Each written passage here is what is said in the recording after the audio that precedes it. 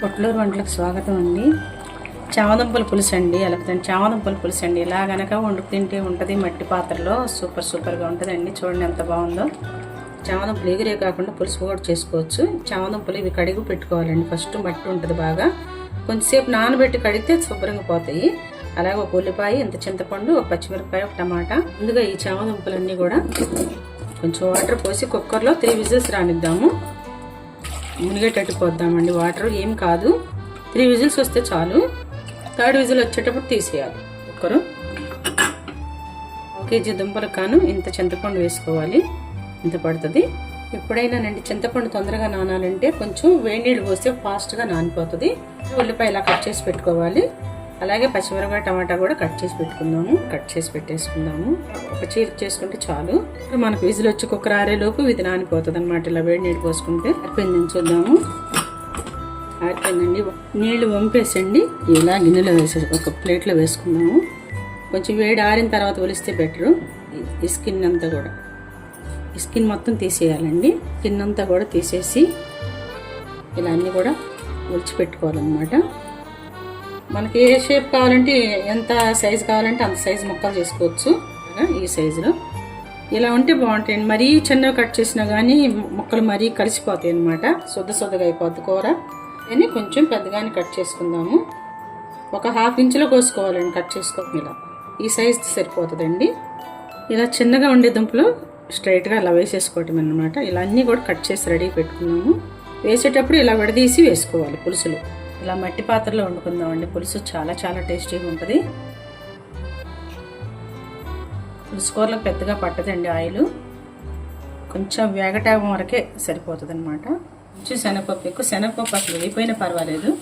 శనగపప్పు అండి, స్పూను ఆవాలు, కొంత జీలకర్ర, కొంచెం పసుపు, 7 మెంతిపొడి అండి, 6 వెల్లుల్లిపాయలు, కొంచెం కరివేపాకు.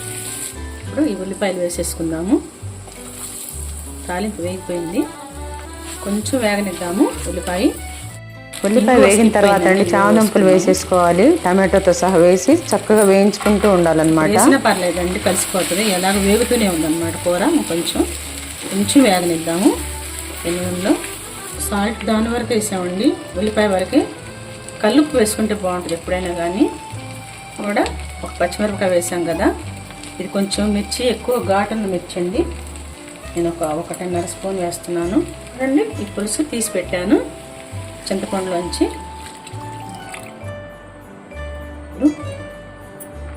పైపైన తిప్పాలండి. ఒకే స్పీడ్గా ఎలా పడితే అలా తిప్పకూడదు అనమాట. కూర మనం ముక్కలు మరీ చిరిగిపోతుంది. కొంచెం కొత్తిమీర కూడా వేసుకుందాము. కొంచెం ధనియాల పొడి వేస్తున్నాను. కొంచెం జీలకర్ర పొడి. ఒకసారి తిప్పుకొని మూత పెట్టేసుకుందాము. మీడియం ఫ్లేమ్లో పెట్టుకుని ఇలా మూత పెట్టేసుకుందాము. చూడండి, మూత తీసి ఒకసారి మళ్ళీ తిప్పుకుందాము. కొంచెం బెల్లం వేసుకుంటే బాగుంటుందండి పులుసు కూరలో. చాలా టేస్ట్గా ఉంటుంది. మీకు ఒకవేళ ఇష్టం లేకపోతే బెల్లం స్కిప్ చేసుకోవచ్చు. పులుపు అంతా కూడా బ్యాలెన్స్ చేస్తుంది బెల్లం. ఎప్పుడైనా సరే మనం బెల్లం వేసుకుంటే. ఈ స్టేజ్లో మనం కొంచెం ఉప్పు కూడా చూసుకొని ఉప్పు వేసేసుకుందాము.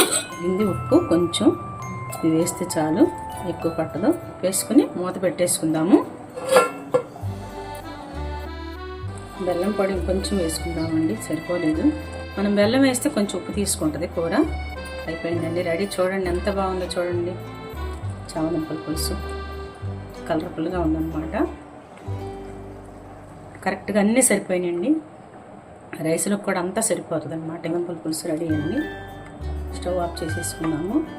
చాలా టేస్టీగా ఉందండి. మీరందరూ కూడా తయారు చేసుకుని ఎలా ఉందని చెప్పి కామెంట్స్ పెట్టండి. రుచి మాత్రం అదిరిపోయిందండి. మీరు ఎలా తిన్నా కూడా చాలా బాగుంటుంది. చపాతీలకు కూడా బెల్లం ఉంది కాబట్టి టేస్ట్ బ్యాలెన్స్ చేస్తే చాలా బాగుంటుంది. కొత్తిమీర వేసుకుందాం లైట్గా. నోరు ఊరిపోతుందండి. సూపర్గా ఉందండి. రుచి పులుసు కూరలు ఎప్పుడైనా హెల్త్కి చాలా మంచిది. మనం ఫ్రైల కన్నా కూడా ఇలా పులుసు కూరలు అయితే మనకు ఆరోగ్యానికి ఆరోగ్యం చాలా బాగుంటుంది. రుచి కూడా మీ అందరికి కూడా నచ్చినట్టయితే తయారు చేసుకుని కామెంట్స్ పెట్టండి. అందరికీ షేర్ చేయండి. బెల్ ఐకాన్ నొక్కితే మీకు ఇలాంటి వంటలన్నీ కూడా మీకు చేరుతాయి అన్నమాట. థ్యాంక్ యూ అండి. నా ఛానల్ సబ్స్క్రైబ్ చేయకపోతే సబ్స్క్రైబ్ చేయండి.